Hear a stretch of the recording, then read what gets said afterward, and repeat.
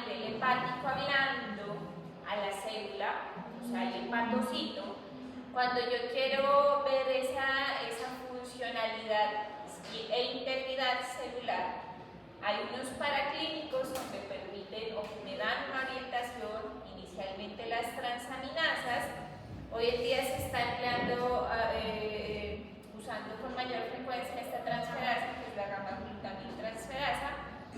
También puedo evaluarlo a nivel de tropismo por virus. Entonces aquí vamos a hacer un recorderis sobre todo de hepatitis B y enfermedades autoinmunes. La célula la puedo estudiar de manera individual. También puedo revisarlo de forma integral como un tejido completo. Entonces acá estoy hablando de la célula, acá estoy hablando del tejido, y en este caso entonces el principal paraclínico para saber cómo está funcionando y transportando. Entonces tengo esta opción de bilirrubinas, que ya las vamos a revisar, pero asimismo puedo ver su integridad global. En estos casos los estudios de las colestasas, que son intra o extrahepáticas, también tengo la posibilidad de hacer una descripción, y viene, digamos que lo más complejo, que tiene varias formas de abordaje. Ya les dije, una de ellas es evaluar las dislipidemias, colesterol, la capacidad de transporte y biosíntesis, dada principalmente por la albúmina, pero asimismo, como aquí se sintetizan todas las proteínas, entonces es importante que estudiemos la hemostasa, los tiempos de coagulación, entendiendo cada una de las proteínas que está involucrada en el proceso de coagulación. En este caso, entonces, para los pacientes que tienen anticoagulación prolongada, no se hace la interpretación suelta de un paraclínico, sino de radio internacional normalizado, INR, también como depósitos y transporte de hierro, transferrina, plastina. Entonces, todas esas posibilidades podemos revisarlas. En este caso, entonces, lo primero que vamos a considerar es que, como ya les mencioné, estas pruebas se consideran más un tamizaje que un diagnóstico, a excepción de cuando yo hablo de las infecciosas o autoinmunes. Pero si quiero evaluar la célula, el tejido, su capacidad de transporte, yo hablo de una alta especificidad y sensibilidad, en donde no tienen la ventaja de no ser invasivas estas pruebas. Sin embargo, entonces, no hay una opción de predicción certera. O sea, aquí baja un poquito la confiabilidad de este tipo de paraclínicos, pero también importante para hacer evoluciones y conocer de diferentes tratamientos si se está viendo afectado este tejido.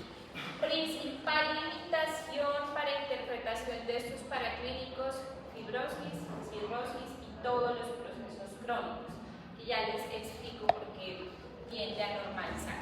En este caso, entonces, todo lo que sea enzimático y tenga una evolución de más de 6 meses, en este caso, va a generar una normalización, aunque la patología esté establecida propiamente dicho. En este caso, entonces, las principales enzimas que se estudian en el caso del hígado son las transaminasas, dos principalmente. Entonces tenemos a la AST, que se encuentra sobre todo a nivel citoplasmático, pero tiene un defecto, que esta es la glutamato oxalacetato transaminasa, o es lo mismo decir aspartato aminotransferasa bilocular.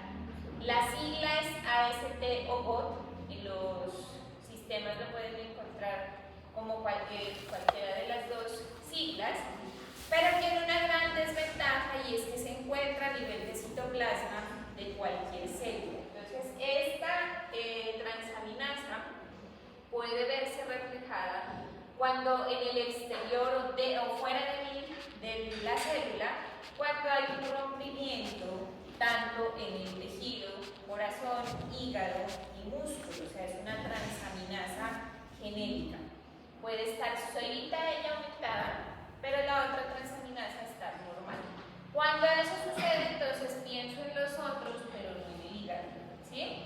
En el caso entonces de la alanina aminotransferasa, tiene una naturaleza que es unilocular, que también su nombre es glutamato piruvato transaminasa, GPT, ALT o GPT, AST o GOT.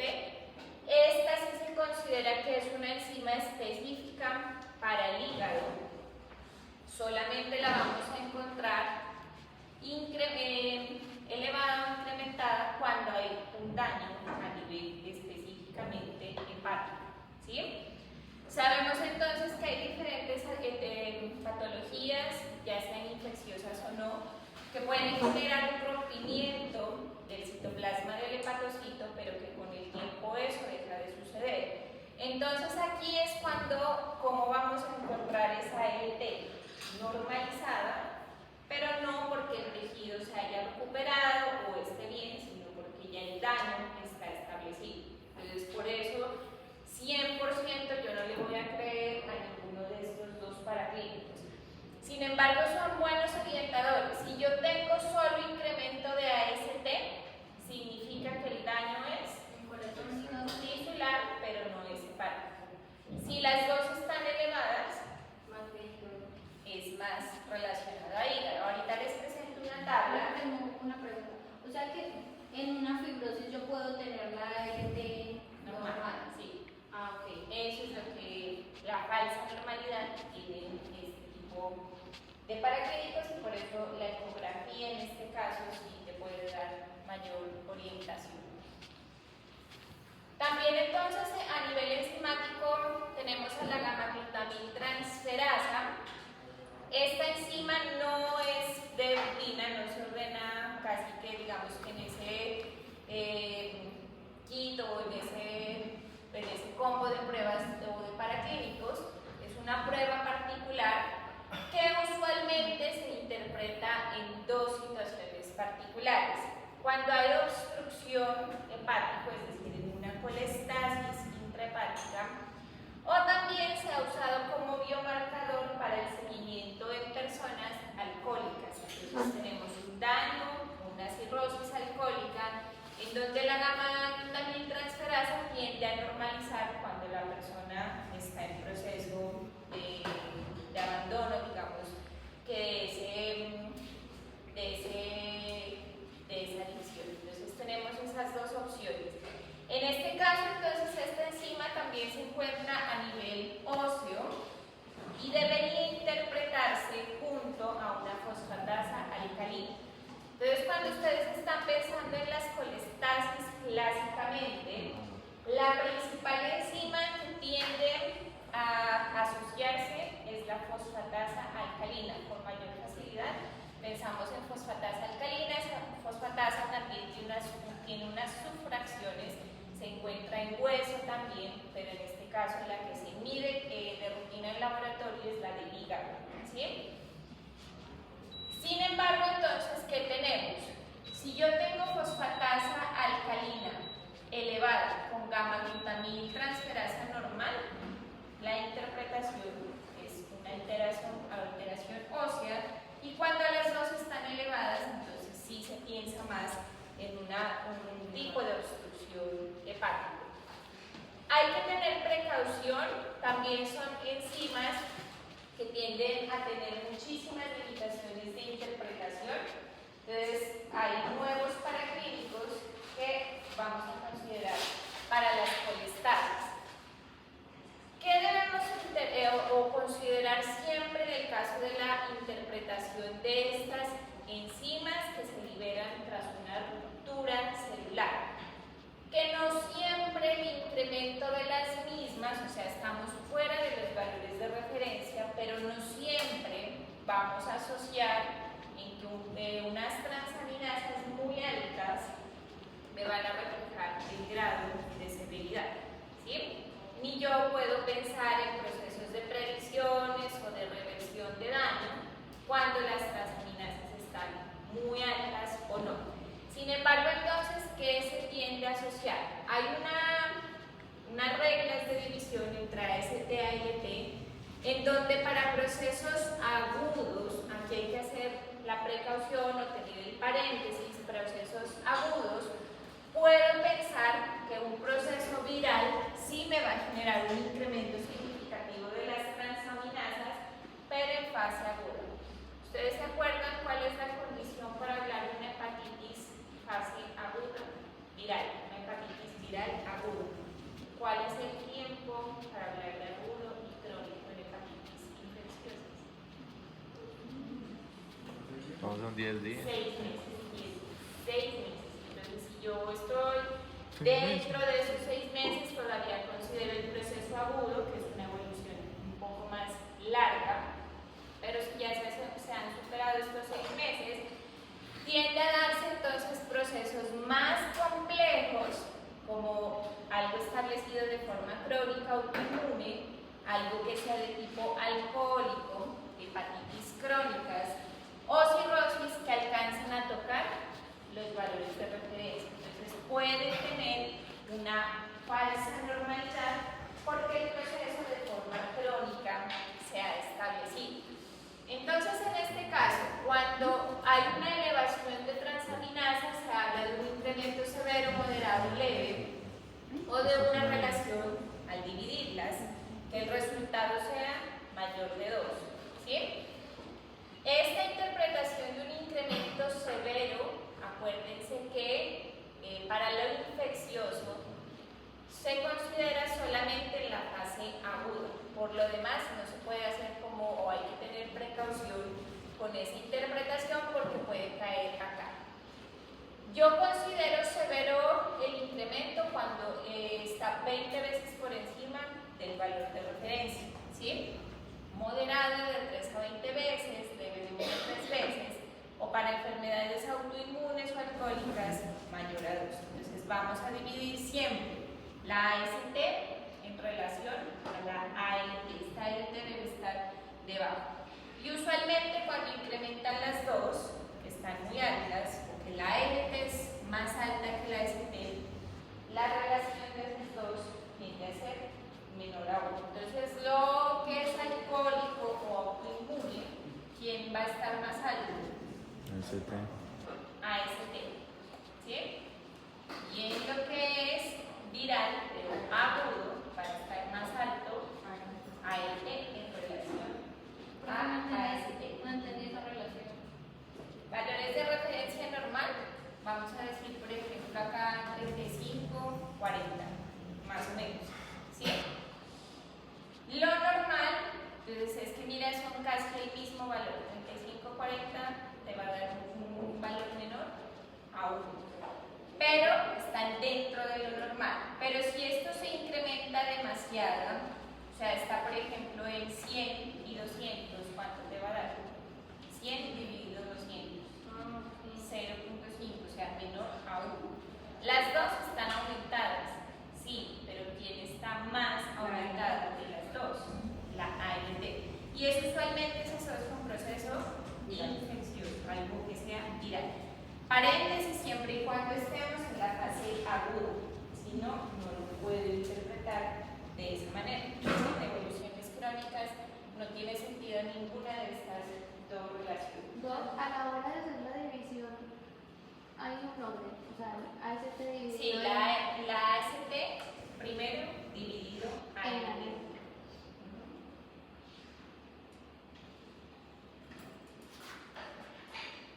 Entonces, entre las dos, ¿pueden estar incrementadas las dos? Sí, tengo que determinar en cierta medida el origen de ese incremento. Existe esta orientación de base. En paraclínicos adicionales podría acceder a la GGT, que es la gamma-glutamil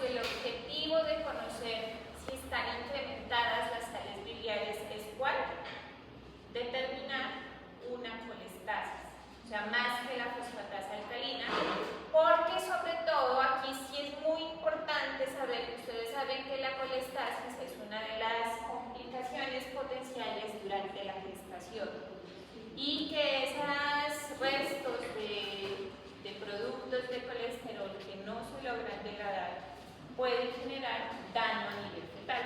Entonces es muy importante, para esos casos particulares, la fosfatasa alcalina puede estar normal y esto puede estar voladísimo. Entonces aquí es en donde debemos considerar sales biliares fraccionadas.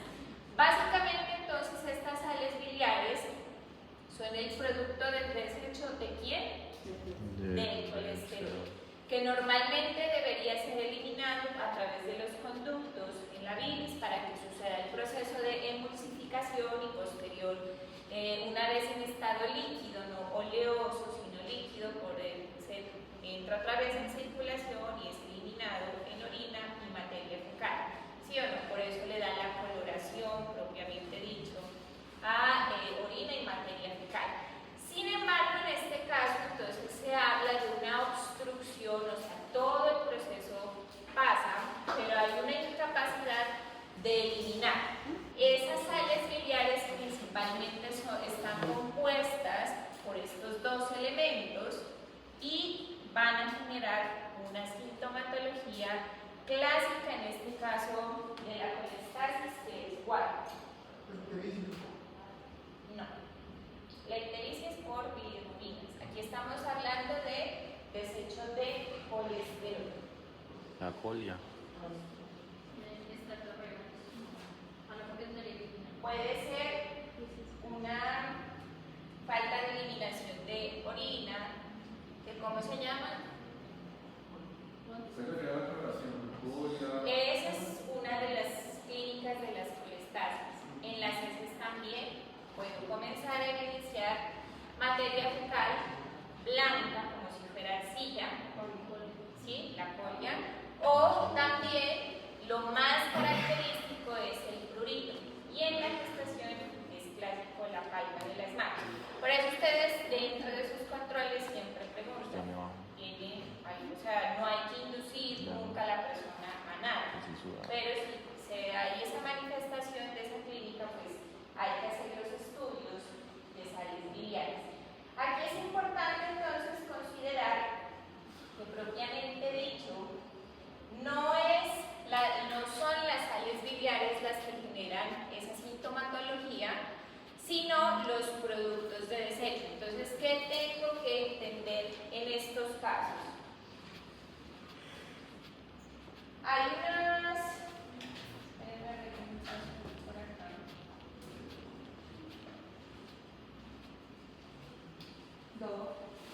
Entonces, en el paquete, por ejemplo, el perfil hepático que uno pide, uno tiene que colocar, por ejemplo, el GOT, el GPT y adicional el AST y el ALT.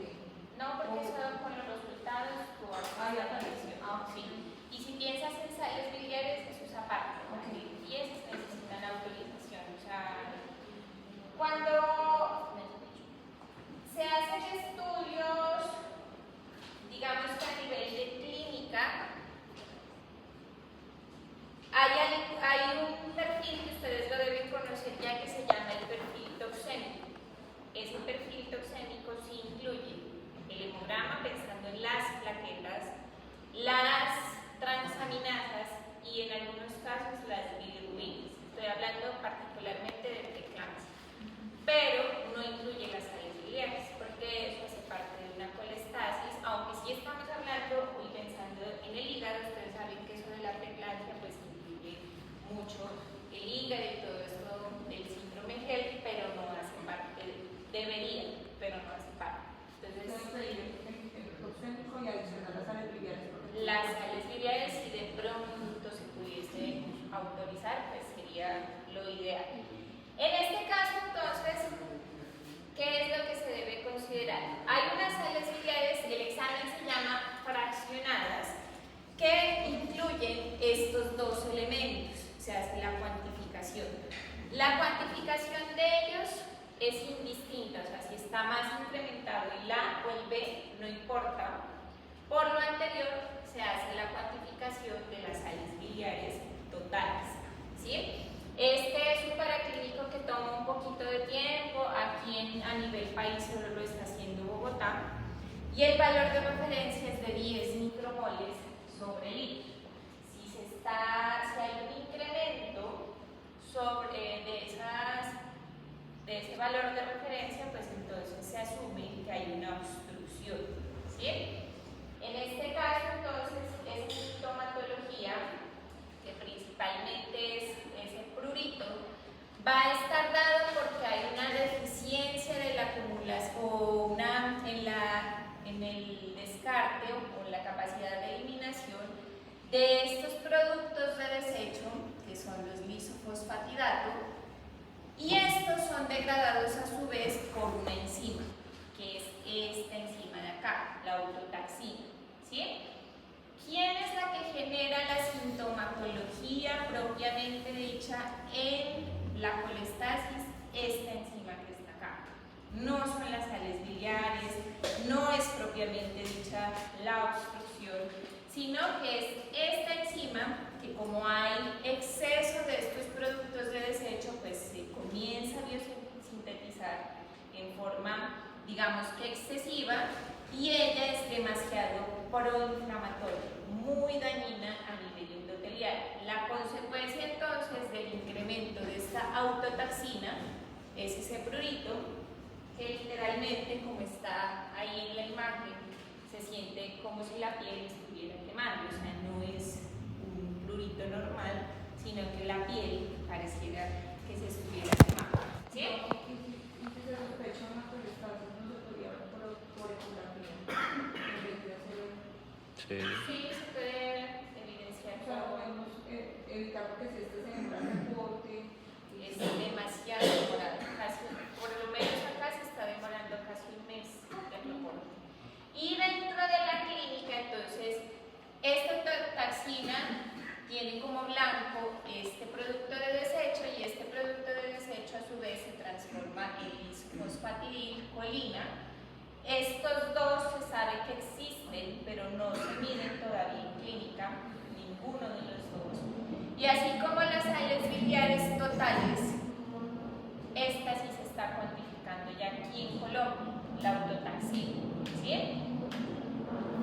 ¿A qué queremos llegar entonces con que esta enzima ya se mide?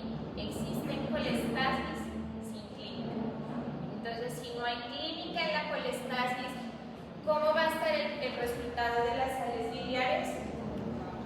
Si ya está la colestasis, aumentar. ¿Y la autotaxina? Normal. Normal. No hay clínica, ¿sí? Cuando ya la clínica está establecida es por elevación de Autotaxina. la autotaxina. Entonces, ahí, ¿a qué quiero llegar con esto? Hay gamma-glutamiltransferasa normal, fosfatasa alcalina normal, sales biliares por encima de 10 pueden estar por encima de 10, pero no tan altas, y esta muy elevada. La clínica es muy evidente o poco evidente. Muy evidente porque esta es la que determina la clínica, la que establece la inflamación, la que establece el daño a nivel endotelial, ¿sí? Y lo contrario, yo puedo tener a un paciente con una fosfatasa elevadísima, una gamma-glutamina también muy elevada, las sales biliares totales muy elevadas, pero esta está normal. Entonces es una colestasis que es intrahepática, pero que va a carecer de clínica. ¿Listo? Entonces solamente esos tres se pueden medir. Todavía estos dos no se han logrado porque resulta que esos ácidos grasos son se dañan con mucha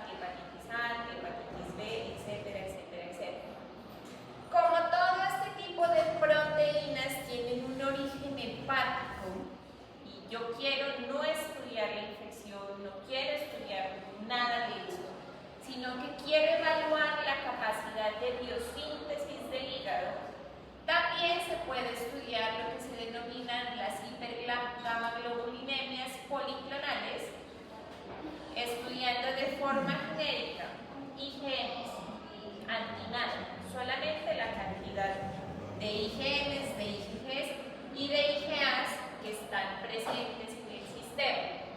Si de forma inespecífica yo encuentro incremento de IgMs, puedo pensar en una cirrosis biliar primaria, de una IgG de forma policlonal, en una hepatitis, pero que no es infecciosa porque son IgGs genéricas, no están dirigidas contra ningún agente, sino contra el propio sistema autoinmune, ya sea hepatitis o cirrosis, y en el caso de las IgAs, sin agente, porque hay un estímulo constante antigénico, una hepatopatía alcohólica. Esa es otra forma en que yo puedo determinar enfermedades autoinmunes.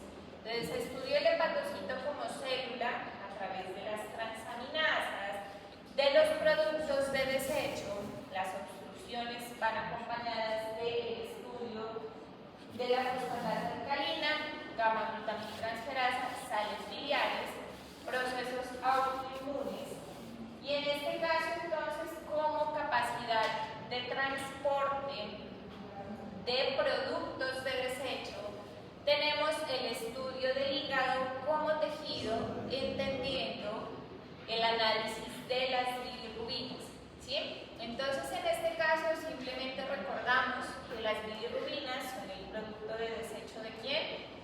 Del grupo hemo, de la hemoglobina. Eso sufre un proceso enzimático de degradación, todo aquí es por proceso enzimático, se van a transformar en biliverdina, esa bilirrubina queda libre y la naturaleza física de esa bilirrubina hasta este momento es de qué tipo, oleoso o acuoso, la bilirrubina libre.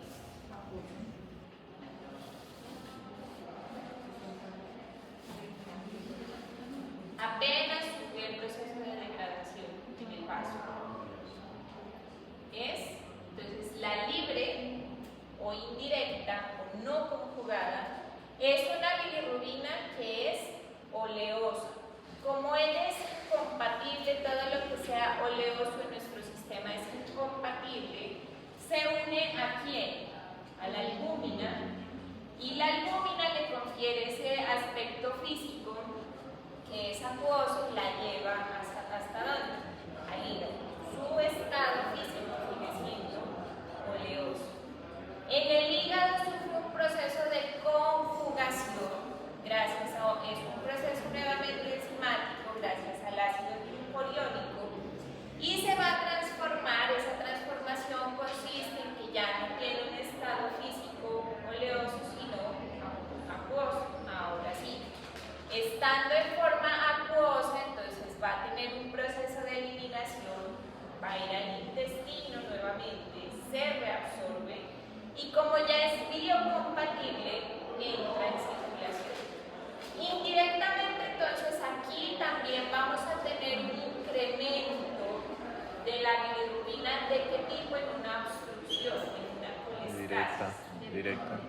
Conjugada, de la directa, que es la que es compatible para estar en circulación. ¿Listo? Entonces tenemos un valor de 0.2 a 0.8 en la indirecta no conjugada, de 0 a 0.2 en la conjugada. Esta es la que aparece en orina, también le da coloración a las heces. Y tenemos también el reporte de las dos, que se llama bilirrubina total. Siempre la suma de las dos es el reporte de la total. O sea, tiene que coincidir la lógica de estos tres paraclínicos para poder comprender que el examen está bien hecho. ¿Sí? ¿Cuándo hay alteraciones entonces en estos casos? Por hemólisis, ¿en dónde va a quedar libre esa bilirrubina? Antes de penetrar al hígado.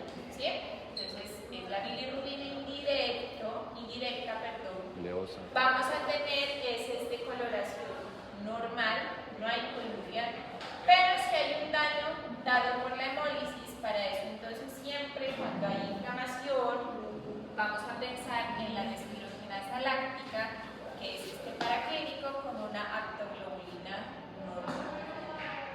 En el caso de alteración propiamente dicho del hígado, entonces podemos tener una alteración mixta, algo que tenga hemólisis y que propiamente sea del hígado. Vamos a tener entonces la opción del incremento de las dos transaminasas o solamente de una transaminasa. Lo importante aquí no es el valor total, sino la relación. Si es mayor a 1, es de origen, ¿qué dijimos? Autoinmune, crónico. Si es menor a 1, es innato viral. Entonces ahí lo más importante es esa relación. Y en el caso entonces de las colestasis, puede haber un incremento solamente de la bilirrubina directa con coluria folia y prurito, ya sabemos por quién, ¿sí? Pero entonces, con incremento de la fosfatasa alcalina y la gamma-melaninotransferasa. Si una de esas dos no aparece, pienso que el origen es extrahepático, no una colestasis intrahepática, sino de tipo extrahepático.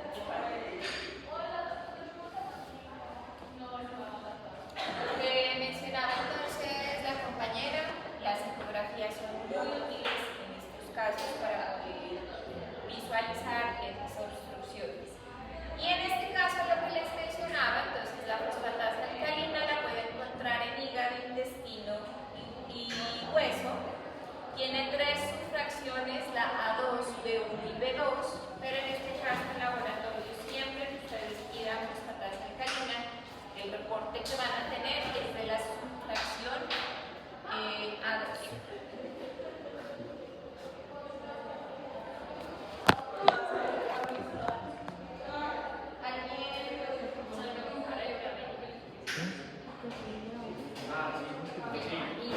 ¿Alguien comprende qué es la hidrólisis de los monoésteres del ácido ortofosfórico en medio? La fosfatasa alcalina degrada los fosfolípidos de la membrana. Entonces, cuando hay daños de membrana celular, ella se encarga de dañar la capa lipídica y reciclar esos productos de desecho. Entonces, cuando hay mucho daño por esas colestasis, por esas obstrucciones, va a haber un incremento de esta enzima.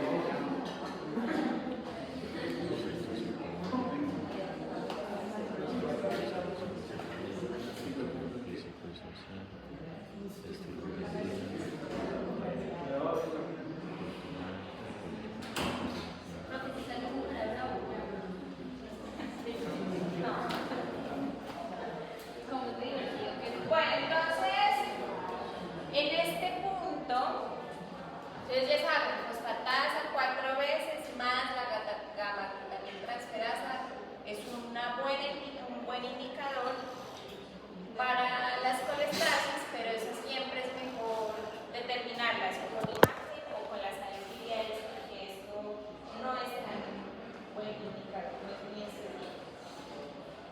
En el caso entonces de las infecciosas, ¿ustedes se acuerdan del diagnóstico de la hepatitis B? Por lo menos. Ya tuve recuerdos de ganar con esas IgG. Ya lo hicieron con esas bueno, lo que sea.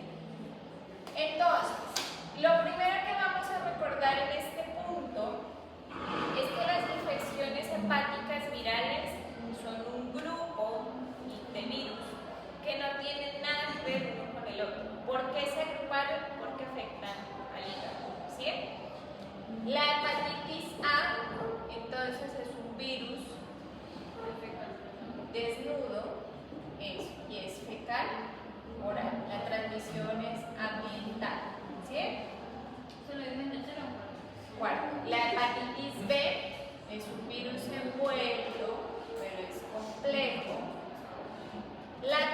infección es vertical por contacto sexual. Sexual.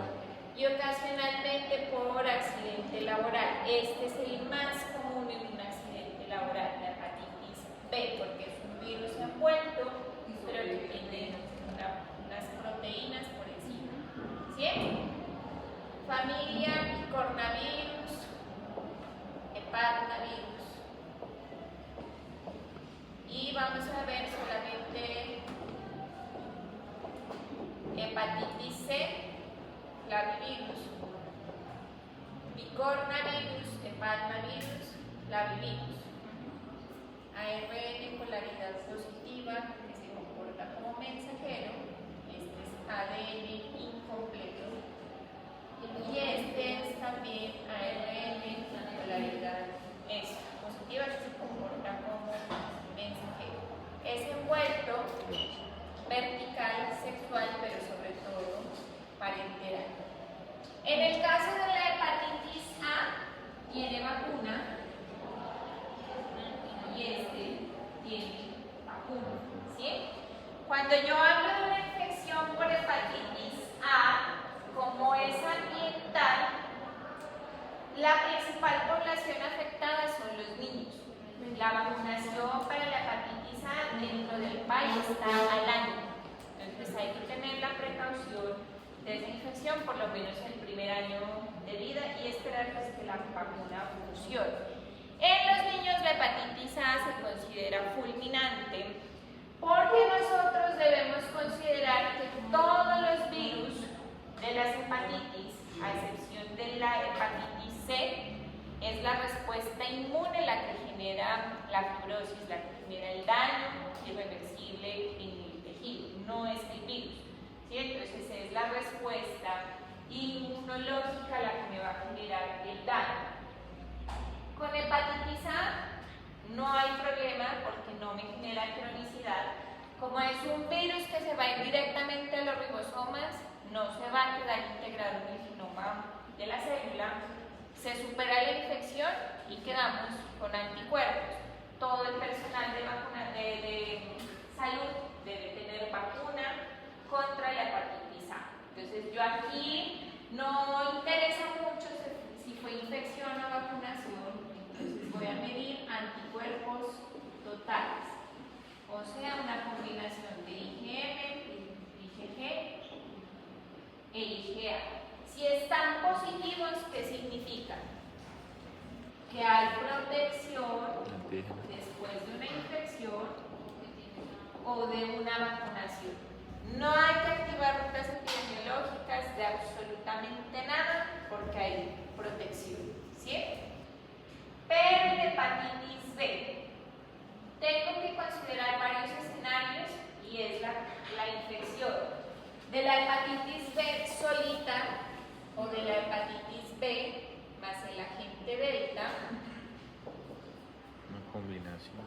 que está asociada a esas hepatitis fulminantes. En los niños, hepatitis fulminantes por hepatitis A, porque la respuesta inmunológica es demasiado agresiva, inmadura y va a generar un daño a nivel hepático. En hepatitis B, por coinfección con el agente delta o por un segundo momento de una infección de este virus. Cuando usted tiene la vacuna de la hepatitis B, automáticamente está protegido contra el agente delta, ¿sí? Pero entonces, ¿qué debemos recordar? El virus de la hepatitis B es un virus ADN, cadena doble, incompleta, que es envuelto. Sobre esta envoltura hay unas proteínas, sobre todo el virus. Y además de eso, entonces, hay unas proteínas encargadas de la replicación de este pedacito de ADN que le hace falta, y además es un virus que aunque es ARN tiene retrotranscriptases. O sea, es bien complejo en este caso este virus, ¿sí? A esta proteína le llamamos antígeno de superficie, ¿sí o no? Al centro del virus le llamamos el núcleo y a estos punticos les denominamos el antígeno, el E. ¿Sí? La vacunación que nosotros tenemos solamente tiene antígeno de superficie. Entonces, si usted encuentra IgMs, antígeno de superficie de la hepatitis B o IgGs o el mismísimo antígeno de superficie, ¿qué significa? Solamente este que está vacunado. Entonces nosotros mencionábamos hace tiempo que no es lo mismo la persona vacunada que la persona curada. El potencial de curación aquí es altísimo, pero pues es más del 95%, pero también hay la opción de caer en cronicidad.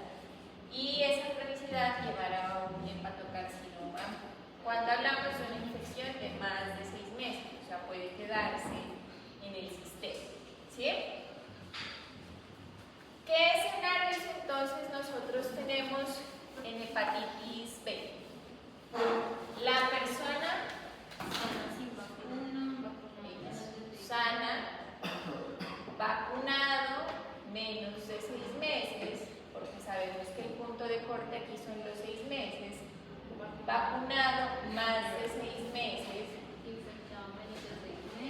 infectado menor a 6 meses, este ya es el crónico, más de 6 meses, y tenemos la opción del curado.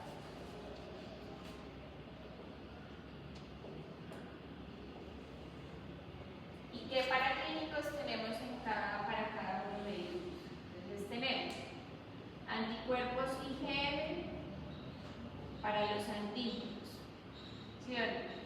De superficie E y coli. IgGs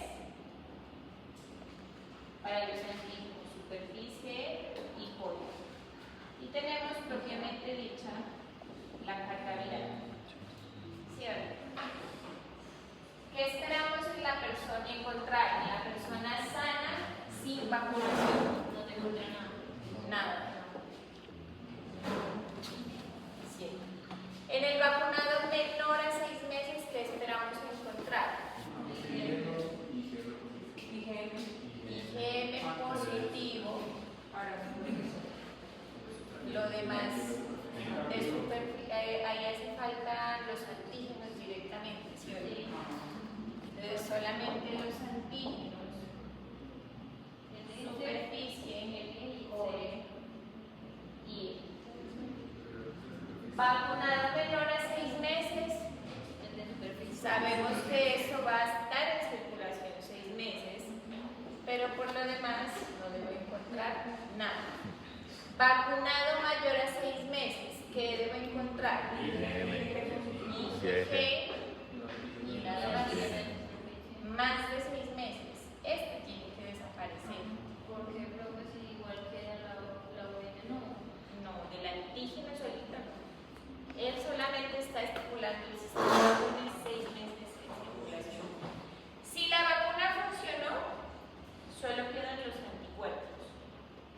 Si la vacuna no funcionó, no queda nada, ni el antígeno ni los anticuerpos. ¿Qué es lo que le pasa a mucha gente? A mucha que toca volver las 3 vacunas, pero con otra plataforma. Porque nosotros somos por excelencia no respondedores a esa vacuna. ¿El qué? Se puede hacer la identificación del infectado temprano o el infectado tardío. Entonces aparecen 3 anticuerpos más. Por eso es que tiende a generar confusión. Entonces, infectado se llama temprano o tardío. Y ahí eligen los IgAs. ¿Sí? Pero si hacemos el ejercicio con IgMs, ¿qué esperamos en el infectado menos de 6 meses? En cuanto a IgMs, ¿qué esperamos encontrarlos? Positivos. IgGs, menos a 6 meses, negativos. Material genético, antígenos. Y acuérdense que es tan pequeñito que si se detecta o no, da igual. No hay mucho problema que esté positivo o negativo. Crónico, o sea, más de 6 meses. ¿Qué esperamos encontrar? IgG positivo. IgGs negativos. IgGs carga positiva, antígenos positivos y da igual, positivo o negativo. ¿Sí? Ahora se viene el curado. Ese escenario que tú planteas ya escribe la curación. ¿Qué esperamos en IgMs o IgAs? IgM negativo, IgG positivo. Positivo. ¿Ese no queda? No, porque es propiamente el material genético y ya se los negativos. Antígenos negativos. Entre estos dos escenarios, ¿es lo mismo estar frente a una persona vacunada que curada? ¿Cuál era la principal conexión epidemiológica para hepatitis B? ¿La principal qué? Conexión epidemiológica para hepatitis B. No, pero conexión epidemiológica, o sea, que me lleve a pensar, cuando hay un paciente de hepatitis B, yo tengo que hacer estudios de VIH. Siempre, porque posiblemente pueden estar los dos. ¿Sí? Siempre que se piensa en ITS, todas las ITS se deben estudiar. Todos absolutamente. No. Me deja ver, ¿sabes que en pacientes curados y pacientes vacunados no sería igual? No, ¿Qué cambió? los anticuerpos. Los anticuerpos. Sí, porque el curado va a tener anticuerpos contra el core, por lo menos. Solamente contra el cambio y el otro contra el núcleo y contra El curado. el curado. El vacunado solamente superficie. Y esos son los anticuerpos que a nosotros nos dicen títulos contra la hepatitis B. Si la vacuna funcionó, yo cuantifico qué tan altos están estos anticuerpos. Y usualmente los laboratorios tienen un punto de corte que es de 30 unidades. Si está por encima de ese 30, la vacuna estimuló el sistema, que está protegido ¿contra quién? Contra la hepatitis B, todo el virus y la gente dentro. ¿Sí? Si no, pues hay que volver a vacunar. Si hay anticuerpos contra la hepatitis C, ¿qué significa? ¿La hepatitis C tiene o no tiene vacuna? No, con la B, ya. Si hay anticuerpos, hay que sí. Hay que entrar a determinar si hay material genético, porque a diferencia de la hepatitis B, la C casi todas generan cronicidad. Yo les dije, 95% de los pacientes con B podrían curarse, solo el 5% pasa cronicidad, pero en hepatitis C solo el 10% más o menos curación y el 90% se habla de cronicidad. En estos casos, entonces, cuando ya yo hablo de un proceso crónico,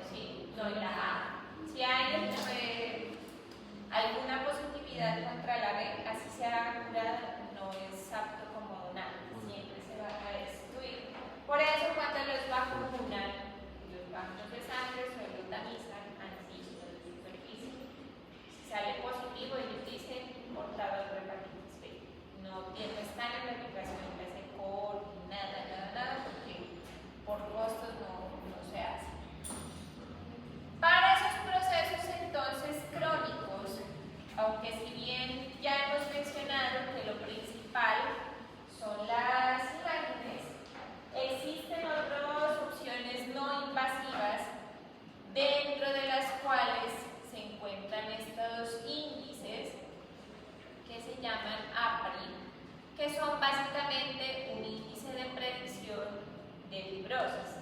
¿Cuándo se pueden emplear? Cuando hay hepatitis crónicas, virales crónicas, o sea, más de 6 meses, en donde ¿qué va a pasar con los niveles y la relación de AST-ALT? Se van falsamente a normalizar. Pero entonces hay una asociación directa de los procesos de fibrosis hepática y los recuentos de plaquetas. ¿Sí?